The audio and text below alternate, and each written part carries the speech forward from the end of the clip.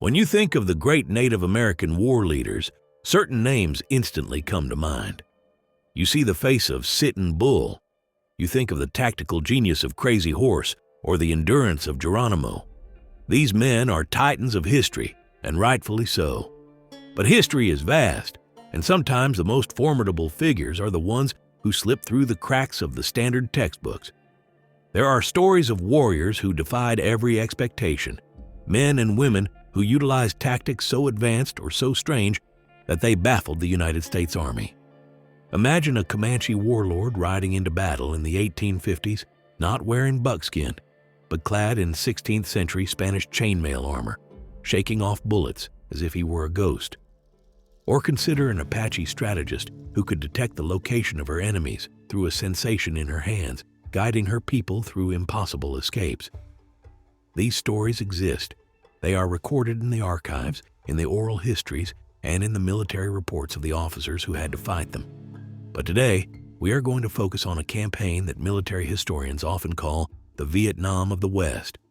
It is the story of a man who did not want war, but when forced into it, used the geology of a frozen volcano to hold off an army of 1,000 soldiers with only 53 warriors. This is the story of the most formidable warrior you have never heard of. To understand how a small group of people can defy a superpower, we first have to look at the idea of invincibility. On the Texas frontier, there was a Comanche chief named Iron Jacket. He presents a picture that almost doesn't make sense to our modern eyes. He was a war chief of the Quahati Band, operating in the dangerous borderlands of Texas and Oklahoma. His power wasn't just in his bow or his lance, it was psychological. He wore a coat of scale mail, likely scavenged from a Spanish conquistador expedition that had passed through the region centuries earlier. For years, Iron Jacket seemed unkillable. The smoothbore muskets used by settlers and soldiers in the early 1800s simply could not penetrate that ancient steel. He would ride straight into the hail of gunfire and the bullets would deflect off him. You can imagine the terror this caused. His enemies believed he had the power to blow bullets away with his breath. It was a perfect feedback loop of fear and confidence. But history tells us that technology eventually catches up to tradition. In 1858, Iron Jacket rode out to challenge the Texas Rangers. He relied on his armor, just as he always had. But the Rangers and their Tonkawa scouts were armed with newer, heavy-caliber buffalo guns. One shot from a large-bore rifle shattered the male and the myth, killing him instantly. It was a collision of the Stone Age, the Renaissance, and the Industrial Age, all happening in a single moment. But while Iron Jacket relied on physical armor, there were others who relied on the spiritual and the strategic. In the Apache Wars, there was a woman named Lozin. She was the sister of the great chief Victorio, and she was considered his right hand. She wasn't just a helper. She was a warrior who fought alongside the men. Victorio famously said she was strong as a man, braver than most, and cunning in strategy. Her people believed she had a supernatural ability to sense the enemy. She would stand with her arms outstretched, chanting to the Creator, and her palms would turn until she felt the direction of the threat. Whether you view that as mysticism or hyper-aware instinct, her results were undeniable. In 1880, she single-handedly protected a mother and a newborn baby in hostile territory for days, armed with only a knife and a rifle, eventually ambushing a soldier to steal his horse and bring the family to safety. These are incredible stories of survival. However, there is one conflict that stands above the rest when we talk about asymmetric warfare, where a tiny force neutralizes a massive one through sheer tactical brilliance. This brings us to the lava beds of Northern California and a Modoc leader named Kintpuash, known to the settlers as Captain Jack. Kintpuash was not born a warmonger. In fact, he was a pragmatist who initially sought to live in peace with the white settlers. He adopted Western dress, often wearing military-style coats with brass buttons, which is how he earned his nickname. He didn't want to destroy the white man. He simply wanted to live in his home territory, the Lost River and Tule Lake Basin. The trouble began when the government forced the Modoc people onto a reservation with their traditional rivals, the Klamath tribe. They were harassed, hungry, and treated poorly. Kintpuash famously declared, "I am not a dog. I am a man. I shall not live here." It was a declaration of human dignity that set the stage for one of the most unique wars in American history. The U.S. government refused to give the Modoc their own small reservation on the Lost River, which would have cost the Treasury about $20,000. Instead, they chose to spend over $400,000 on a war to crush them. But they severely underestimated who they were fighting, and more importantly, where they were fighting. When the war began in 1872, Kintpuash led his people into the lava beds. This place is a geological nightmare for an attacking army. It is formed by ancient lava flows that cooled and buckled, creating a natural fortress of trenches, caves, and razor-sharp rock formations called Shawlin domes. It was a fortress made of magma. In this terrain, a warrior could move from the center of the stronghold to the perimeter without ever being seen. The first major test of this fortress came on January 17, 1873. Lieutenant Colonel Frank Wheaton marched on the stronghold with roughly 400 troops, backed by mountain howitzer artillery. Inside the rocks, Kintpuash had only 53 warriors. The odds were nearly 8-1. As the soldiers advanced, a thick fog rolled in, blanketing the lava fields. The Modoc spiritual leader, curly-headed doctor, claimed he had raised the fog to blind the invaders. He had also strung a red tule cord around the perimeter, prophesying that no soldier who crossed it would live. Whether it was the fog, the red rope, or the terrain, the result was a disaster for the army. The soldiers stumbled blindly over the jagged rocks. They were met with devastatingly accurate sniper fire from enemies they could not see. The army suffered 37 casualties, including 12 dead. The Modoc? They didn't lose a single man. The army retreated in disgrace, having never even seen a Modoc warrior during the entire battle. Appreciate what we're uncovering? Please be sure to like the video, subscribe for more, hit that notification bell, and share your opinion in the comments. A major reason for this Modoc dominance wasn't just the terrain, it was a hardware. This is a detail that often gets overlooked. The U.S. troops were largely issued the Springfield Model 1873 trapdoor rifle. It was a single-shot weapon. It had a slow rate of fire. And worse, the copper casings were prone to jamming in the breech when the barrel got hot.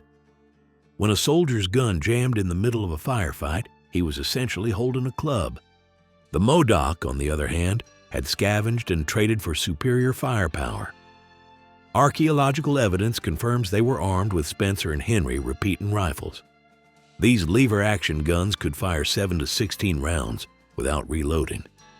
In the close quarters, pop-up warfare of the lava trenches, this volume of fire was overwhelming. A Modoc warrior could suppress an entire squad of soldiers instantly. It is a classic example of a bureaucratic military decision, sticking with single-shot rifles to save ammunition, costing American lives. Despite this victory, the pressure on Kintpuash was immense. He knew they couldn't hold out forever. He wanted to negotiate a peace that would allow his people to survive. But he was facing enemies on both sides. On the outside, the army wanted revenge. On the inside, he was dealing with a radical faction led by a warrior named Hooker Jim. Hooker Jim was the one who had escalated the conflict by murdering settlers, creating a blood debt that made surrender impossible. He essentially held Kintpuash hostage to his own violence. A peace commission was formed, led by General Edward Canby. But inside the stronghold, Hooker Jim and the other radicals taunted Kintpuash. They called him a coward and a squaw for wanting to talk peace, even throwing a woman's shawl over him in a council meeting. Shamed and backed into a corner, Kintpuash made a fatal decision. He agreed to a plot that he knew would seal their doom. On April 11, 1873, during a peace parley under a flag of truce, Kintpuash shouted, "Otway Cowtucks," which means, "Let us do it." He drew a pistol and shot General Canby in the face. Canby remains the only United States general to be killed during the Indian Wars. It was a shocking act of violence driven by desperation and internal politics. Kintpuash had crossed the point of no return. The Army's response was absolute. They brought in General Jefferson C. Davis, a man with no interest in peace talks. The Army changed their tactics. Instead of charging the stronghold, they brought in cohorn mortars. These weapons could launch explosives high into the air to drop vertically into the trenches, negating the cover of the lava rocks. More critically, the Army figured out the Modoc's weakness: water. The stronghold bordered Tule Lake, and the Modoc had been using secret routes to resupply water at night. The Army cut off access to the lake. Deprived of water and pounded by mortar fire, the Modoc were forced to flee the stronghold that had protected them for months. The group splintered, and the end of the resistance was driven by a bitter betrayal. Hooker Jim, the man who had started the killings, the man who had shamed Kintpuash into assassinating the general, surrendered to the Army. In exchange for amnesty, he agreed to hunt down his own chief. He and his band became known as the Modoc Bloodhounds, tracking Kintpuash through the wilderness. It is a tragic irony that the man who forced the war was the one who sold out the leader who tried to prevent it. On June 1st, 1873, Kintpuash was finally captured. He was exhausted, starving, and heartbroken by the betrayal of his own people. When the soldiers finally surrounded him, his simple, devastating words were, "Jack's legs give out." Kintpuash and 3 of his sub-chiefs were tried by a military commission. They were denied legal counsel. In his defense, Kintpuash argued that he had fought under the laws of war, just as the soldiers did. He pointed out the hypocrisy of the government, referencing the Ben Wright massacre of 1852, where his father had been killed during a peace feast that turned into a trap. He asked the court, "If the government refuses to protect my people, who shall I look to for protection?" His plea fell on deaf ears. On October 3rd, 1873, Kintpuash was hanged along with Shonchin John, Black Jim, and Boston Charlie. In a final indignity, their heads were severed and sent to Washington, D.C. for scientific study. The remaining 153 Modoc people were exiled to Indian Territory in Oklahoma, thousands of miles from the lava beds they had fought so hard to keep. The story of the Modoc War is not a story of victory in the traditional sense. It is a tragedy. But in that tragedy, there is a testament to the human will. For months, a handful of families held off the might of an industrial superpower.